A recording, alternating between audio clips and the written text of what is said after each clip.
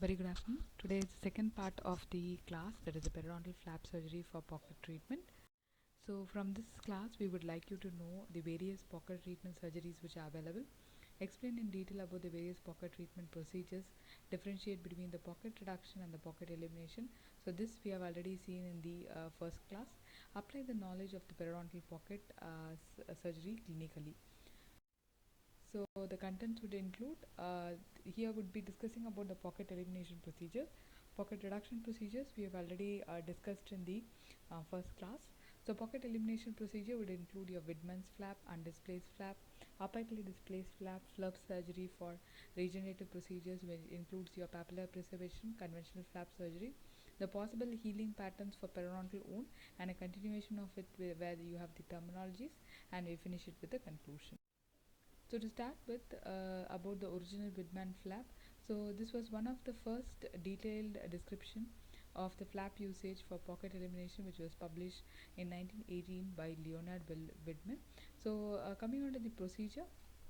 So here sectioning or releasing incisions are made continuous with several from the apices of the teeth, and then a mucoperiosteal flap is elevated. This was designed to aim at removing the pocket epithelium and the inflamed connective tissue, thereby facilitating optimal cleaning of the root surface. So once the flap is elevated, the soft tissue cover is also removed. So this is the soft tissue cover containing the pocket. So this is removed with the help of a curette, and then scaling and root planing is done. And if there is going to be any bulbous bony contours here, we can contour that area. After this, the suturing is done back. Here Widman pointed out the importance of placing the soft tissue margin at the level of the alveolar bone crust so that no pocket would remain. So you could see that he has exactly placed again back at the level after the removal of the soft tissue, which means that there is going to be some amount of root exposure present here. So this was considered to be a little failure, resulting in hypersensitivity. So advantages, there were certain advantages of this procedure over gingivectomy, is that it is less discomfort to the patient because healing is occurring here by primary intention, whereas in case of gingivectomy it's by secondary intention. Though it was possible to re-establish a proper contour of the alveolar bone in sites with angular bony defects. Now coming on to the disadvantages, as I told you already, that surgical procedure resulted in exposure of the root surfaces. Often the interproximal areas were left without soft tissue coverage of the alveolar bone. The second procedure, which falls under the pocket elimination procedure, is your undisplaced flap, otherwise known as your excisional flap or your internal bevel gingivectomy.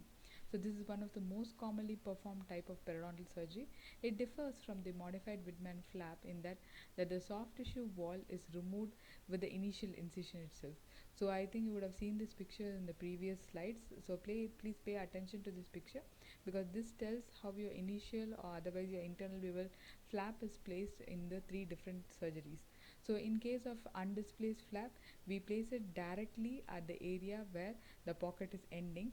So with this incision, we directly cut at least few away from the gingival margin, where the base of the pocket is present.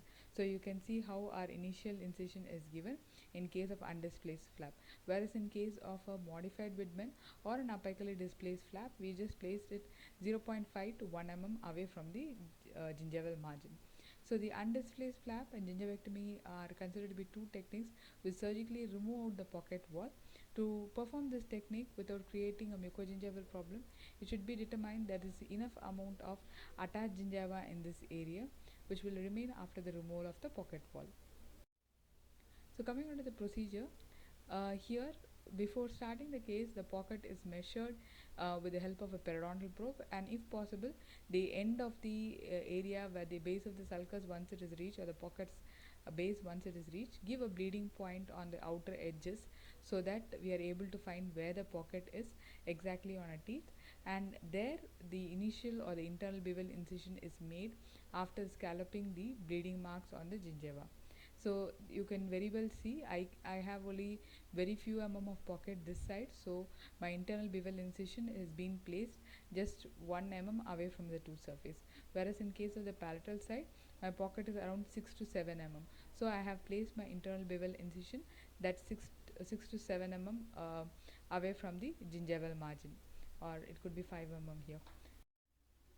After this, the flap is elevated with a periosteal elevator from the internal bevel incision, and the third or the circular incisions are then made, and after that you do have the third the interdental incision, which is made with the interdental knife separating the connective tissue from the bone. The triangular wedge of tissue is created by the 3 incision is removed with the help of a curette. So here you can see that we have opened it out, and you can see a bulbous bony contour here. So this bony contour is made flattened. You can see this, the osteosurgery has been performed, and the area is debrided using all of its tissue tags and its granulation tissue. You can see that is clear. The bone which is there present here as a contour here is not present here. And after scaling and root planing, the flap edge should rest on the root bone junction. So we are resting it back, and then continuous sling suture is given on the sides. Here is the post-operative result. So you can see here there's little amount of root exposure in case when we are going to go for an undisplaced flap. Next, coming on to the apically repositioned flap surgery. So this surgery was initially described by Nordband for the mucogingival problems in periodontal disease, but in 1962 he proposed this term apically repositioned flap, and Friedman emphasized the fact that at the end of the surgical procedure, the entire complex of soft tissue rather than only the gingiva was displaced in the apical direction. So generally apically positioned flap, if you do a full thickness flap, it is used for pocket elimination procedures. A partial thickness flap of apically repositioned placement is done for increasing the width of the attached gingiva. The rationale being eliminating the periodontal pocket while preserving the attached gingiva. So the main indication in this case is like generally when you have an inadequate attached gingiva and you do want to go in for any pocket therapies, then you could suggest using the apical reposition flap. By elevation of the flap, and then the interdental incision, that is the third incision, is performed, and the wedge of the tissue that contains the pocket is being removed. Here you can see that the periosteum and a part of connective tissue is left back to the bone. So after scaling, root planing and osseous surgery, if needed, the flap is displaced, is done. That is, after scaling, root planing or osseous surgery, if needed, is being done, and the flap is being displaced apically. So here you can see that before debridement, after elevation, how the procedure is, wherein you do have more amount of granulation tissue around, furcation defects. So the lingual aspect, how it is. So after debridement, we tend to take away the granulation tissues. So you can see on the lingual side. So this is the buccal aspects, this is the lingual aspects before debridement and after debridement. After this, if a full thickness flap is performed, a sling suture is placed around the teeth to prevent the flap from sliding to a position more apical than the desired, and a periodontal dressing can be used to avoid its movement in the coronal direction. If a partial thickness flap is used, then a direct loop suture or a combination of loop and anchor suture can be used. So here it is a full thickness flap, so we have gone in for a sling suture which is made around the tooth surface, and a continuous suture is also given. So this is the picture after the sutures have been removed, and this is the post-operative. So we can also use apically positioned flap for clinical crown lengthening, and make sure that if only there is an inadequate attached gingiva and you require more amount of bone or more amount of crown to be exposed, you go in for the flap surgical method. But if you just have adequate amount of width of attached gingiva, and if there is the crown to be exposed is very little, please always go in for gingivectomy. So in this case, I find that there is inadequate crown height present, and the amount of width of attached gingiva is also less, and therefore my procedure for selection is apically positioned flap, wherein I give vertical incision on both the sides, and then I elevate this area. I see my bone present very near to the tooth, so and therefore I contour this bone area so that I get sufficient amount of height of the teeth, and then I place my sutures For the vertical sutures, I placed 2 connecting sutures on the either sides for the vertical incisions, and this is my picture post-operative. So you can see pre-operatively there's an how much increase in crown is being present pre-operatively and post-operatively. Again, to reiterate, if this procedure has if the crown to be shown is very little, then we can go in for gingivectomy only. So the choice is between apically positioned flap and gingivectomy. So the indications would include pocket extending to mucogingival line, buccally erupted canine, clinical crown lengthening for prosthetic treatment, to improve the gingival and gingival alveolar bond morphology, to increase the width of the attached gingiva. Contraindications: periodontal pockets in severe periodontal diseases, periodontal pockets in areas where aesthetics is critical, deep intrabony pockets, patients at high risk for caries, severe hypersensitivity, tooth with marked mobility and severe attachment loss, teeth with extremely unfavorable clinical crown or root ratio. The advantages include minimum pocket depth post-operatively. If optimal soft tissue coverage is obtained, the post-surgical bone loss is minimal. Preserves the attached gingiva and the width of the attached gingiva can be increased, preserving the outer portion of the pocket wall and transforming it into an attached gingiva. This also establishes the gingival morphology, thereby facilitating good hygiene. It ensures healthy root surface necessary for the biological width or on alveolar bone margin and lengthen clinical crown. The disadvantage: so as usual, it may cause aesthetic problems because of which because the root is being exposed along with root hypersensitivity. It might also cause root caries if since the area is exposed. Not suitable for severe periodontal diseases. May cause attachment loss due to surgery. Possibility of exposure of perforation and roots, which complicates the postoperative supragingival plaque control. Flap incisions for the edentulous interproximal areas, mesial and the distal wedge techniques. So this we had partially seen it in the earlier class about the distal wedge techniques. To reiterate more on that, I have taken this here. So pockets may exist on both the mesial edentulous side and the distal edentulous side. The mesial edentulous ridge will have a mesial wedge technique with parallel incisions. So you can see 2 parallel incisions to expose the bone defects and root surface. The distal wedge technique is similar to that of the mesial wedge technique with vertical incisions at the most distal aspects. So once you clear out this area, once you clear out this whole surface, then it can be sutured back. So distal wedge techniques is generally to expose the bone defects and the root surfaces. Osseous surgery and root plating are then followed by the suturing of the flaps, so that the soft tissue is in close proximity to the distal bone with pocket surgical reduction of the pocket depth. So another technique for the distal pockets is the trapdoor approach. This also we have discussed in the earlier class. This is again to reiterate all this, where 2 parallel incisions are made. Parallel incisions of this sort are made, which will distally to allow elevation of a trapdoor or a distal flap of the tissue. This is very useful when we are going to place bone graft into this area.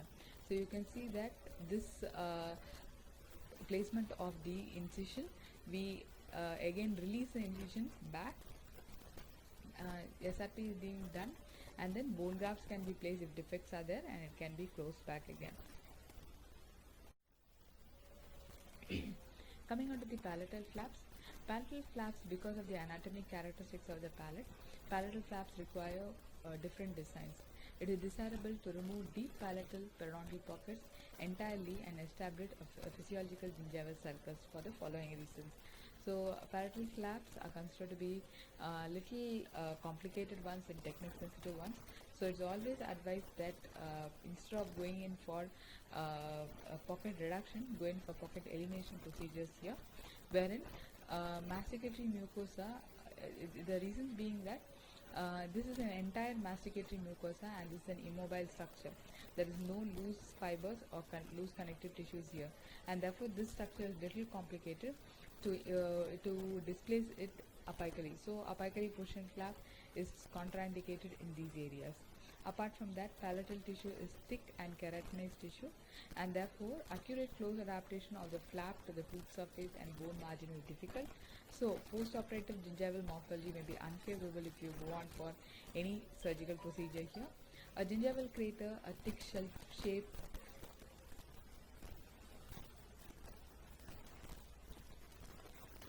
that may makes the tooth brushing difficult may be created. So periodontal pockets tend to recur post-operatively. Reduction of the periodontal pocket in a thick gingival wall is uncommon. So this is also another fact. This is because of the minimal gingival shrinkage which can occur in the gingival areas. So because of these three reasons, palatal flap is a little technique sensitive one, and healing is also a bit a little complicated in these. Your circular incision followed by your interdental incision, all the three incisions, and you're going to remove away the pocket. So advantages of thinning the flap, especially in the palatal cases. So is that flap thickness can be adjusted. Palatal flap may be adapted to a proper position. Better post-operative gingival morphology is possible with a thin flap design. Treatment may be combined. Like for example, we can do osseous resection and wedge procedure while we are doing a thinning of flap. Rapid healing is present and easy management of the palatal tissue is there with minimal damage to the palatal tissue. So here is a procedure where there is a thickened flap and I do have a pocket here. So I try to thin these areas. After my incision, I try to thin these areas and I suture it back. Now coming on to the flaps for the reconstructive surgery, generally whenever you find that there's some bony defect in an case, we do place bone grafts and we do place our GTR membrane and then we do suture it. But for all this procedure to take place, we need to see that our flap technique, that is the initial flap technique, is better to protect this bone graft material or this combined GTR material, or if only GTR is present, we need to cover it carefully with the help of the flap. So our initial flap procedure or the flap design has to be correct. So in the current reconstructive therapy, bone grafts, membranes, or a combination of these agents are being used. The flap design should therefore be set up so that maximum amount of gingival tissue and papilla are retained. So the flaps for reconstructive therapy are of two types. One is a papilla preservation flap, whereby you preserve the papilla instead of cutting it through either on the buccal side or on the lingual side, or another is a conventional flap wherein you split open the flap in the middle, leaving it to the buccal and the lingual side. So here you can see that the the papilla is being preserved on the buccal side, whereas here we have not preserved the papilla itself. We have splitted open it directly in the middle. One buccal flap and a lingual flap is raised. So we will see this in these steps once more. So coming on to the papilla preservation flap, the flap design of choice is the papilla preservation flap, which retains the entire papilla over the lesion. However, there must be adequate interdental space to allow this intact interdental papilla to be reflected with the facial or the lingual palatal flap. When the interdental space is very narrow, or a conventional flap is only decided, not a papilla preservation flap. A clavicular incision is made around each of the tooth surfaces. So you can see this is your sulcular or your clavicular incision. This is made around each of the tooth surfaces with a semilunar cutting at the end. So this is the very first procedure. And after this, the preserved papilla can be incorporated either in the buccal side, either in the lingual side, or it can be included in the buccal side, although often it's included in the buccal side. In these cases, the lingual or the palatal incision consists of a semilunar incision. So it's kind of a semilunar incision on the lingual or the palatal surfaces. So this incision dips from the line angle so that the papillary incision is at least 5 mm from the crust of the papilla. So here you can see that we have placed little semilunar incisions on the sides. And then with the help of an Orban's gingivectomy knife, interdental knife, it is introduced into this incision area to sever half 2/3 of it from the base of the interdental papilla. The papilla is then dissected from the lingual or the palatal aspect and elevated. So we place in a gingivectomy knife here and then we elevate this entire area so that the papilla can be included in the buccal aspect. So you can see on the lingual aspect it just remains empty. So this is pushed through the embrasure with the help of a blunt instrument to be included in the facial papilla. So this is a lingual view after the flap is brought back to its original position and it is then sutured, and you can see the post-operative view here. Conventional flap, the technique for employing a conventional flap for reconstructive surgery is as follows. Here again you are going to use a 12 mm BP blade. You are going to place incisions, but in this case the incisions are not going to include the papilla, but it's going to split the papilla. So the papilla is being split on the center exactly. So you have a buccal flap raised and a lingual flap raised. So here you can see a case with a 12 mm BP blade. We are giving circular incisions, and then we have split the papilla into the buccal side. Reflect the papilla, maintaining its possible thickness. The maintenance of a thick flap is to prevent the exposure of the graft or membrane, which we can place it here after the necrosis of the flap margins. So here I have a bone defect, so I place my bone graft material and I place my GTR membrane. Then sutures are given and periodontal pack is given. So use of periodontal pack generally is to minimize the post-operative infection and hemorrhage.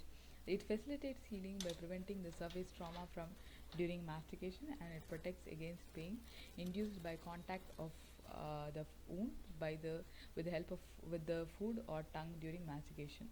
So as such, it doesn't contain, periodontal pack doesn't contain any healing factors, but it just protects the wound from any pain induced by contact. So what are the possible healing patterns for a periodontal wound? So generally, whatever surgical procedure we perform, you do have two major healing patterns. One is the repair or the regeneration. In other words, is the new attachment or the reattachment. So what is that? Is that generally after your surgical procedure, once the pocket area is being freed of its granulation tissue, for the healthy status to come back, there are four cells which will fight for this area. So one is the PDL cells, second is the bone cells, third is the connective tissue cells, and fourth is your epithelial cells. So if the epithelial cells attach to this area, what happens is that instead of getting a good repair, instead of getting a good healing pattern, you get a healing pattern wherein there is a long junctional epithelium like this. The epithelial cells have been prolonged such long. So this is considered to be just a repair. But if the connective tissue cells come into this place first and occupy it, you do have connective tissue adhesion with root resorption. So it tries to resorb the root. If the bone cells comes into this place, then you have ankylosis or root resorption because of the bone coming into place. The ideal one would be the PDL cells coming into this place, wherein you have new connective tissue attachment. Alright, so the same thing has been explained here also.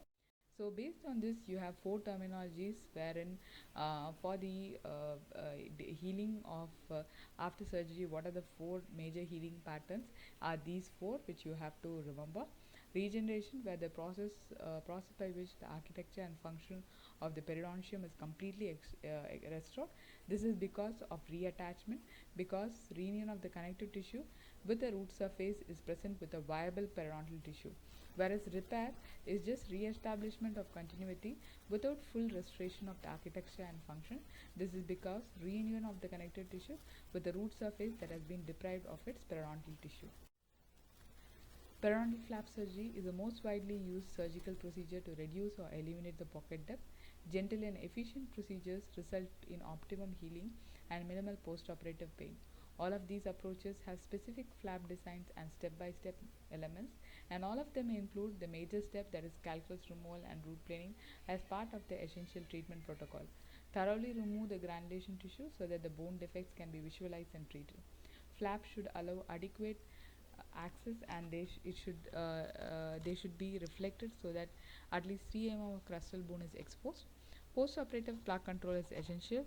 Clinicians should ensure that the patients have demonstrated adequate oral hygiene during the pre-surgical phase, and they should emphasize that this must continue even after the surgery and during the maintenance therapy. Thank you.